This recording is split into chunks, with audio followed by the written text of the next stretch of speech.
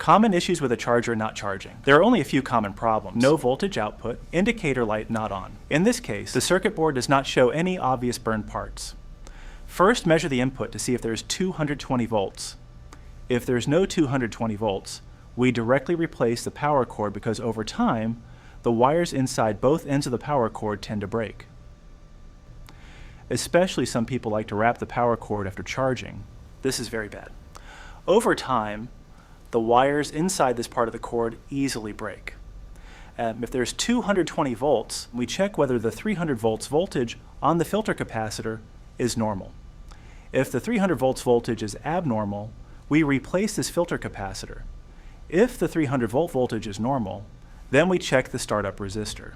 This resistor is generally about 150,000 to 200,000. If this resistor has no problem, we check the small energy storage filter capacitor on pin 7 of the 3842. Failure of this capacitor will also cause the power supply not to oscillate. If this capacitor also has no problem, then we directly replace the power management chip. 2.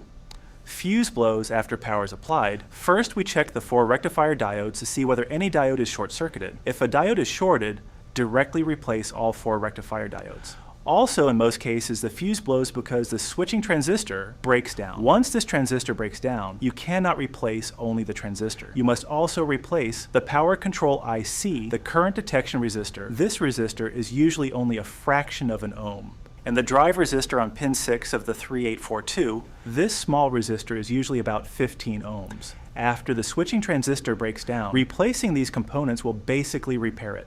3. Abnormal input voltage. For abnormal input voltage, we mainly check the voltage regulation feedback circuit, such as the optocoupler and the 431.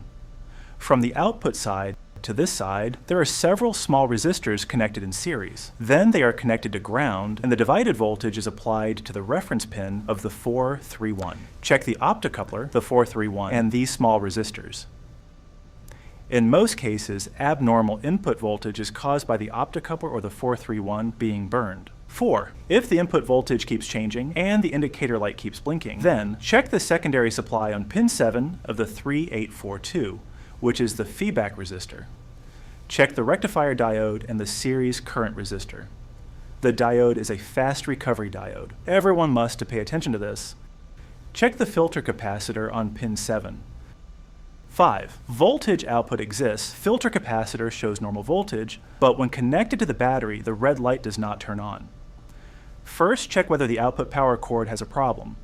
After long use, this cord can also break. Check the output side capacitor and the detection resistor.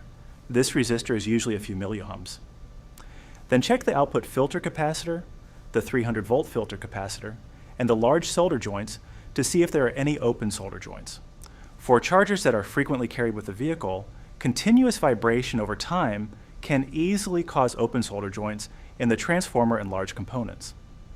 Reflow the large solder joints as needed. These are the most common faults of electric vehicle chargers.